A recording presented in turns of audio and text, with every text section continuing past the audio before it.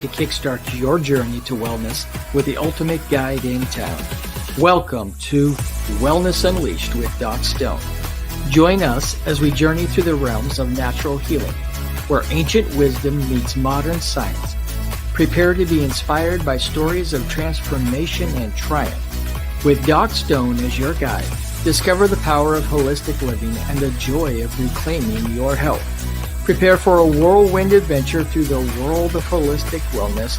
From fitness freaks to spiritual gurus, we've got something for everyone. So grab your sneakers, your yoga mat, or just your sense of curiosity, and let's dive headfirst into a world of wellness wonders. Wellness Unleashed with Doc Stone. Your path to a vibrant life starts now.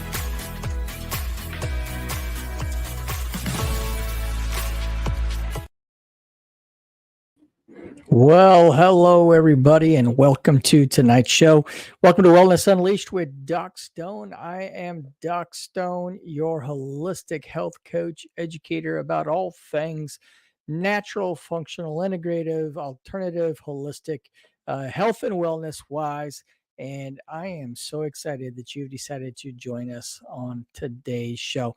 We got a great topic today, one that's kind of really personal as of this week. And so I'm excited to share with you today. But first of all, if you are on any one of the major streaming platforms or podcasting platforms, I would really appreciate if you would like, subscribe, comment any questions or anything like that.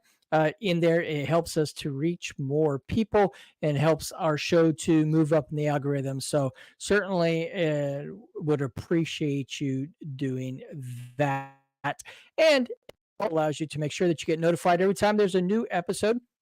We do air on the Aerostream TV network every Thursday at 9 p.m. Eastern Time. And the following day, the show is then available video on demand or on Roku, Apple TV, Amazon Fire TV, Twitch, and many other platforms, as well as your major podcasting platforms, including now iHeartRadio, as well as Spotify and Apple Podcasts. So please make sure that whichever platform is your favorite, that you do go and follow us, and be sure to share as well, so that we can get this message of Wellness Unleashed with natural and holistic methods out to the masses. So today, on today's show, we are going to talk about, as I mentioned, something that became pretty personal for me this week. My grandmother, Eileen Gregory, was diagnosed this past week with squamous cell carcinoma, which is a type of skin cancer. So I thought, in honor of my grandma, I'm going to share today about that topic, about skin cancer in general, but specifically about squamous cell carcinoma, SCC, so that we can help people to learn how to prevent it, but also maybe some options in helping to treat it and to overcome it should they have it. And also maybe give you some hope if you do receive that diagnosis. So, Grandma, this show is for you today. And I know you're doing well and praying for you. So let's jump right into today's topic. All right, so we're going to talk a little bit about natural approaches to squamous cell carcinoma. Be sure that if you want to follow me, you can follow me on all of the major social media platforms at Doc Stone's Natural Medicine, at Doc Stone's Natural Medicine. So we are super excited to be jumping into this topic so that we can help people to hopefully prevent this very, very actually common and increasingly common type of skin cancer. So first of all, let's talk about skin cancer in general. There's a few different types of skin cancer. There's melanoma types, and then melanoma, you've probably heard that term before. It occurs actually in the melanocytes, which are the cells in your skin that provide the melanin or the pigment to your skin. And these are actually the least common, but oftentimes the most fatal of the skin cancers. Then you have your non-melanoma skin cancers. And these skin cancers are, first of all, your basal cell carcinoma, which is the most common type of skin cancer. The basal cell carcinoma is cancer in, of course, the basal cells. And the basal cells are a little bit deeper under your first couple layers of skin. If you do get a basal cell carcinoma, it's usually not going to spread to other places in your body, but this is the most common type of skin cancer. The second most common type of skin cancer is the one that we're going to talk about the most today, is the squamous cell carcinoma. Now, squamous cell carcinoma, again, is in the squamous cells of the skin, and we'll talk a little bit about where those are, but mostly those are on the outer layer of your skin. So your basal cells are deeper in your layers of skins, and then as these are created, they move up and will eventually become squamous cell cells in your skin. And your squamous cells are the ones that you're actually replenishing, replacing on the outside of your body all of the time. So when we're talking about squamous cell carcinoma, or SCC, we are talking about cancer of these outer skin layers. And like I mentioned, it is the second most common of the skin cancers. Now, a little bit of a difference between the squamous cell and the basal cell carcinomas is that while the basal cell carcinoma usually won't spread to other parts of the body, the squamous cell carcinoma does have a tendency, if it's not caught early enough, to spread to the lymph nodes, so to other parts of your body. And so it's really important that we're aware of the changes to our skin or any kind of things. And we'll talk about the signs and the symptoms possibly of this disease, this type of cancer, so that you are aware of what it actually can be. Now, keep in mind that as we talk about the different things, the different treatments and the signs and symptoms, that as always, we don't diagnose or treat any kind of disease, including cancer, on this television show. Nothing that I share today is meant to replace your licensed medical care provider. And please make sure that if you do have any concerns, that you do reach out to your medical provider, including a dermatologist, if you're having any kind of skin issues, because we do want to make sure that you do get the appropriate treatment. We're just here to kind of educate, to talk about the topic in general, and to let you know what to be on the lookout for. So none of the things that we are going to talk about today are designed to replace your conventional medical treatment. We're just going to talk about ways that you might be able to support yourself or to prevent this disease. So please keep that in mind, as it is really, really important. And we don't want you to, for some reason, not get the treatment that you really need to have. So, just make sure that you do follow your doctor's advice or anything like that. So let's flesh out, pun intended, squamous cell carcinoma. Let's talk about it. So by the numbers, it's the second most common skin cancer. There's an estimated 1.8 million people diagnosed in the U.S. annually with SCC. And so just SCC, of all the skin cancers, 1.8 million diagnosed in the U.S. annually. About 90% of the non-melanoma skin cancers are associated with UV exposure. So squamous cell carcinoma is associated very, very heavily with exposure to UV rays. In other words, being out in the sun too much, or tanning bed exposure. An estimated $8 million plus are spent annually to treat SCC. So not only does it take a toll on our health, and it can be fatal at times, obviously, but it does cost Americans a lot of money every year. And it is highly preventable. There are ways to prevent this disease, and steps we can take to try to limit or avoid the possibility of us getting this type of cancer. Good news is it does have a 95% 5-year survival rate when it's caught early. So that's why it's really important that we do shows like this, so we can know what to look for, because a lot of times people don't know exactly what to look for and these things can go unnoticed for some time. So some things that might seem pretty benign or innocuous, just a mole or a little bit of a red spot, or like in my grandmother's case, like a wart. These things could actually be a squamous cell carcinoma.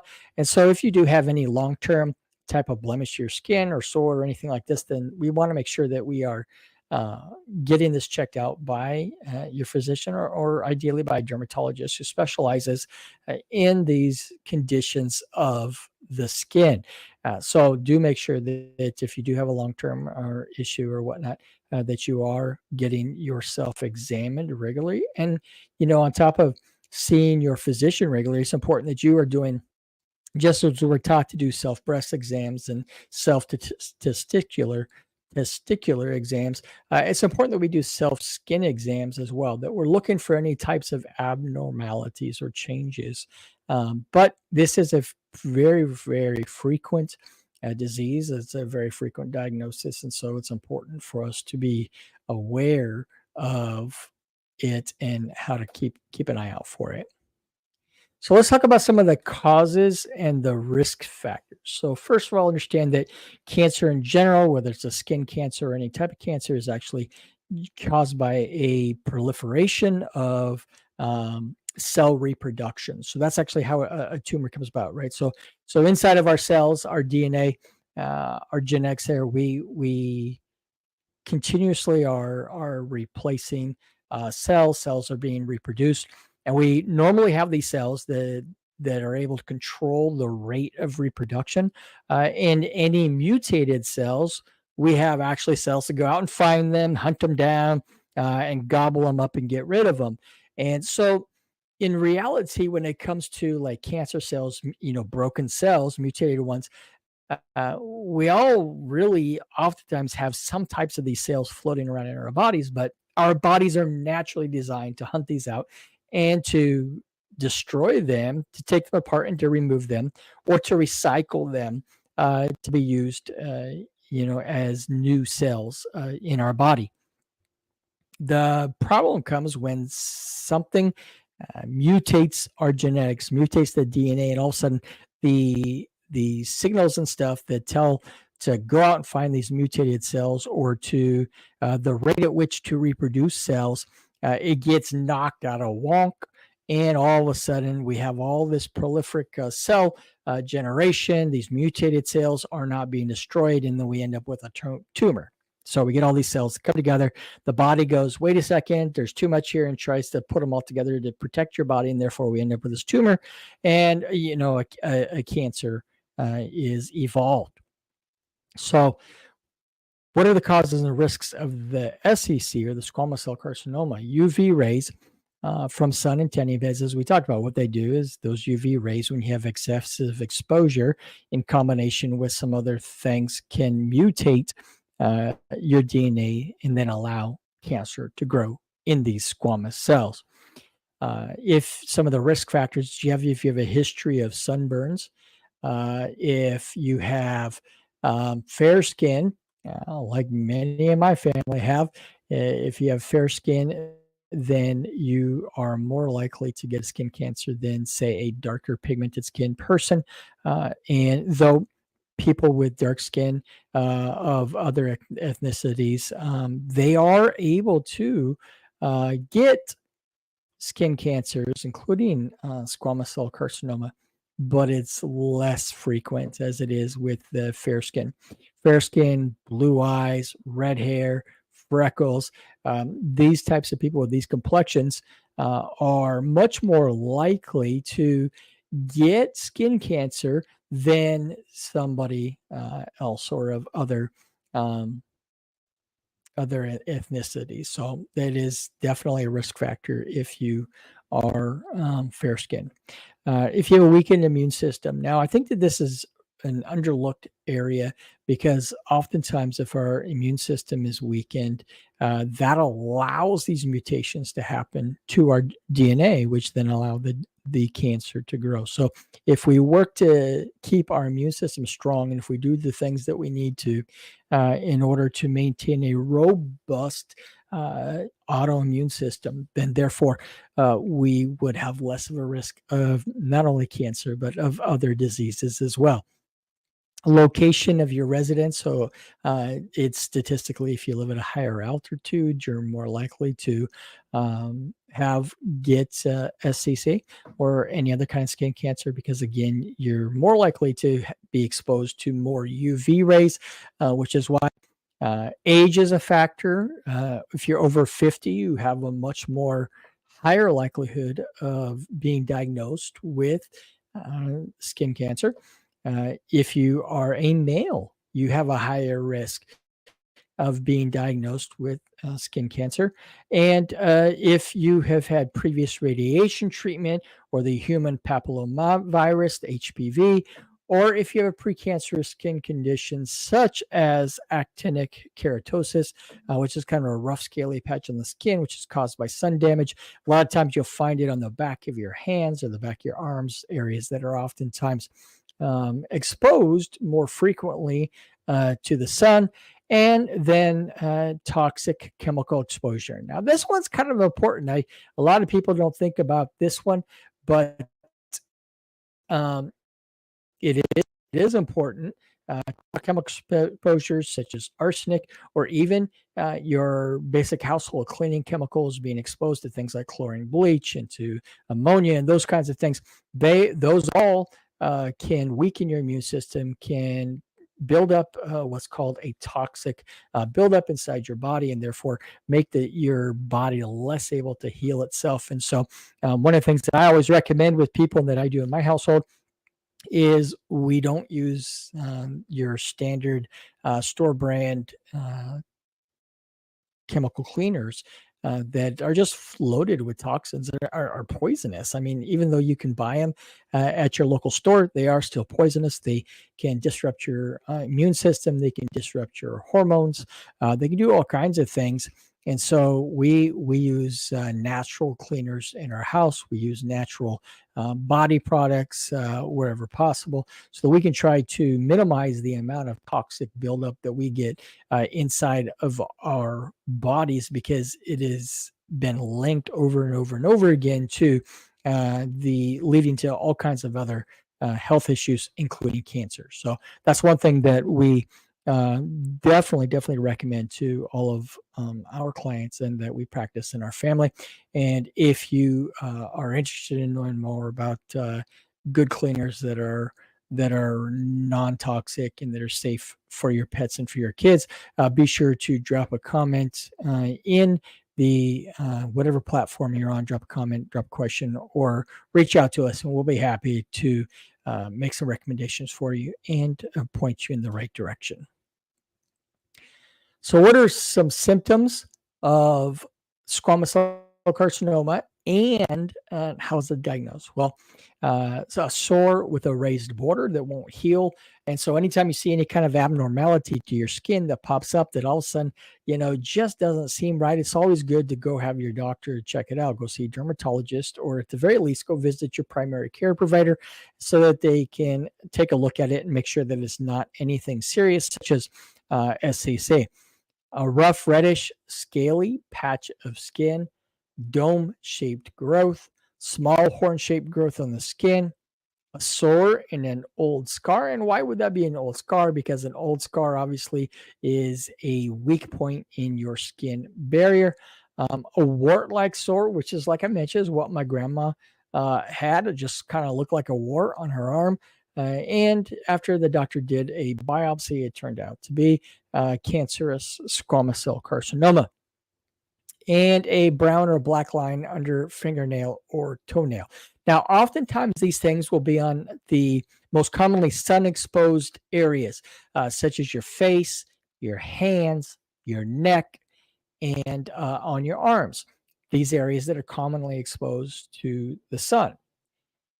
However, on darker pigmented people, African Americans, Hispanics, Asians, it's oftentimes on the least melatonin filled areas of the skin, which means like on the soles of the feet or the palms of the hands. So it will be slightly different. It is much more common in those races to be for these things to come up on on the palms of the hands or the soles of the feet. So make sure that you're checking for any of these things. If you do have a darker pigmentation, that you're looking for these types of abnormalities on the bottom of your feet or the soles of your hands. So we would hate to see you miss it because you weren't looking in those people in those races. It is oftentimes in those areas. So just keep an eye out for that as well. Any changes on the bottom of your feet, make sure that you have your dermatologist check it out. And then doctors will normally, after taking a look at it, if they are concerned, they might do a biopsy. And with this biopsy, send it off to a pathologist who will take a look at the cells and see if it is actually cancerous or not. So that's generally how it is diagnosed. If you have any of those symptoms, please do make sure that you go visit your healthcare provider so that they can make sure that it is nothing serious, or if it is, that you can get early treatment. So let's talk a little bit about holistic and natural prevention, because prevention is key for skin cancer. It is the most important thing in order to for you. It's better to not get it. And so here's some different things that you can do to avoid or can maybe prevent yourself from getting it. Avoid peak sun hours. Those are from 10 a.m. to 4 p.m. This is when the ultraviolet light from the sun is the highest. If you're outside, if you can, seek shade when possible. Wear hats, sunglasses, long sleeve shirts. I know long sleeve shirts when it's 100 degrees out is really, really hard to do. But if you can in any way, it is good to cover up your skin and to not allow, especially during the 10 a.m. to 4 p.m. hour, to reduce the UV rays. And then wear natural sunscreens. Now, I say natural. It's important to make sure that you a lot of store-bought sunscreens have chemicals in them that are actually kind of toxic. So you might be blocking the sun, but your skin is super absorbent, right? So it could be absorbing some of these chemicals in, and you're building again up these toxins. So please make sure that you seek out a natural sunscreen that is void of the toxins or the unhealthy types of compounds or chemicals that could actually be causing other issues for you in the future with your health. And then get routine checkups with your dermatologist. And again, if you ever notice any kind of type of issue or sore or anything that just won't heal on your body or whatnot, please do make sure that you get checked out. All right. So diet and nutrition are, again, really important. Diet and nutrition is a great way to boost your immunity, to make sure that you're staying healthy, and to hopefully to avoid cancer. So I just thought I'd share a little bit. Here's a antioxidant rich smoothie. Antioxidants are those compounds that and nutrients that go throughout your body, and they look for oxidative stress, which leads to cancer. And they actually try to find those things and get rid of them.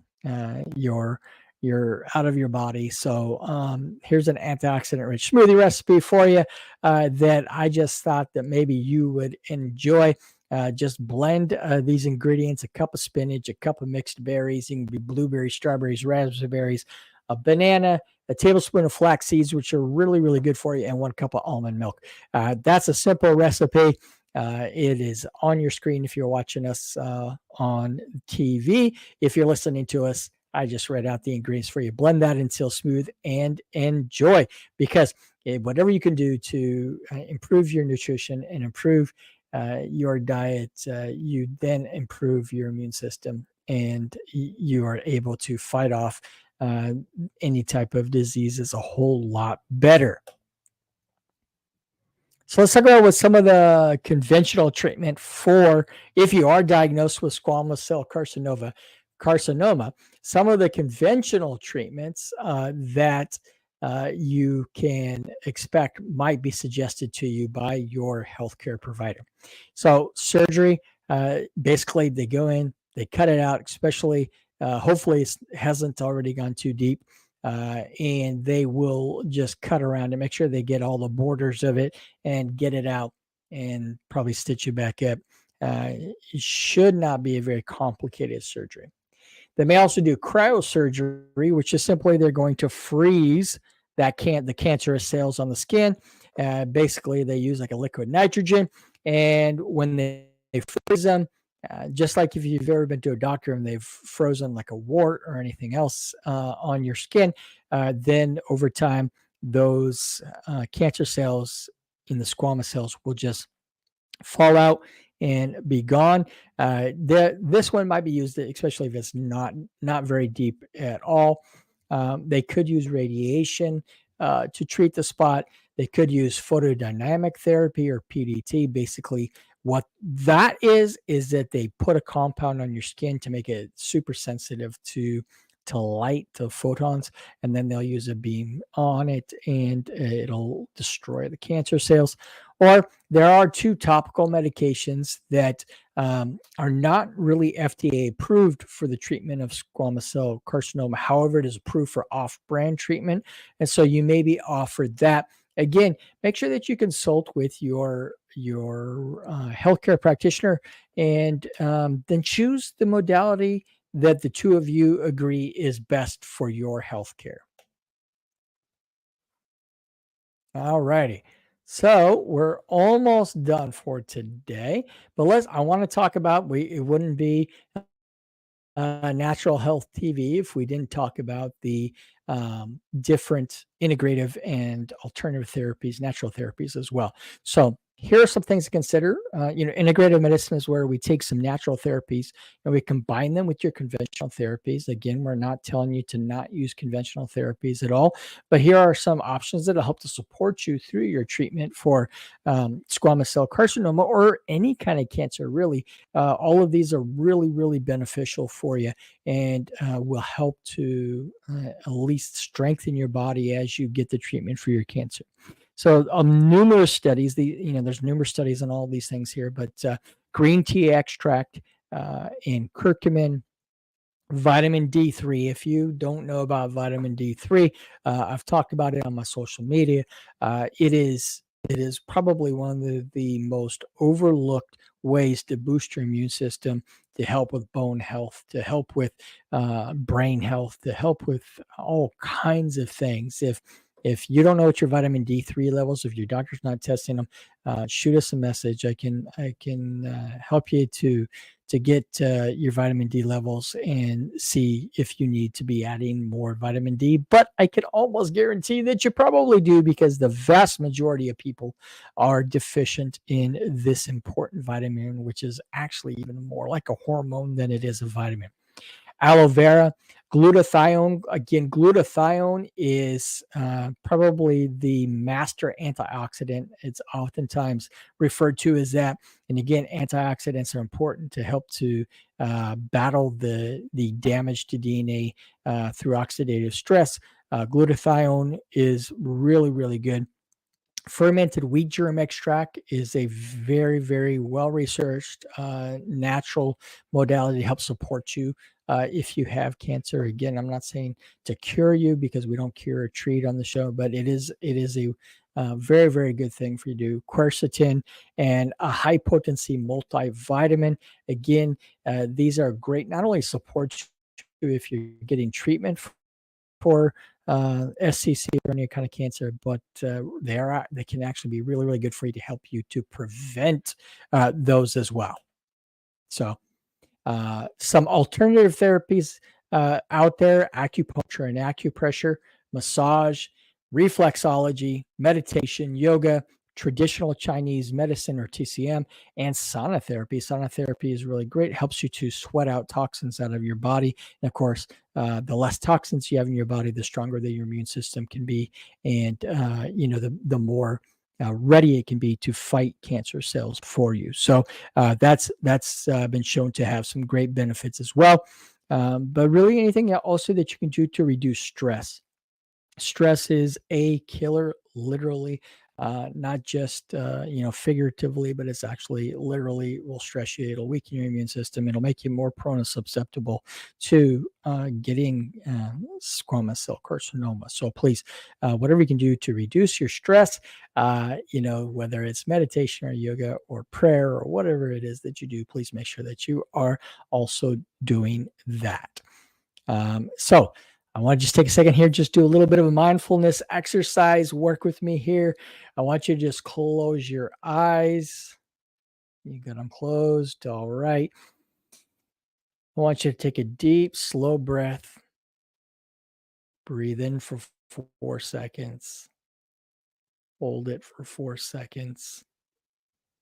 Exhale for 4 seconds. And hold that for 4 seconds. Do that again. Breathe in. Hold. Breathe out. And hold. Focus on your breath, letting go of tension with each exhale. Do that for 2 minutes, and then slowly open your eyes. Now you can do this anytime. You can do it in the middle of the day. You can do it at work. You can do it at home. You can do it anytime you begin to feel the tension building up inside of your physical body, and you will benefit greatly if you just take just the time to help to relieve some of that stress. Whether you've already been diagnosed and you're going through treatment, or even if you haven't been diagnosed, this is a fantastic way to improve your health, your mindfulness. Paper after paper after paper has been published by like the National Institutes of Health and PubMed on the benefits of mindfulness practices in your overall health. And if you wanted to find out more information about skin cancer or squamous cell carcinoma, you can visit these websites here. There is a vast amount of information on there, resources for you if you've already been diagnosed, resources for you on different treatment options, resources for you in really recognizing whether or not you might have skin cancer or SCC specifically. So I hope that you found that educational today. Please make sure that you don't forget to subscribe, comment, share today's show, like it, whatever platform that you are watching it on. We do want to thank our sponsors, Aerostream TV Network. And as a matter of fact, if you are interested in having your own show that's available nationwide on the Aerostream TV network, just reach out to me. I'm happy to get you connected and help you to get your own show. And it's also brought to you by Doc Stone's Natural Medicine and Wellness, where we provide education and coaching in the areas of natural health and modalities, including functional medicine, laboratory testing, and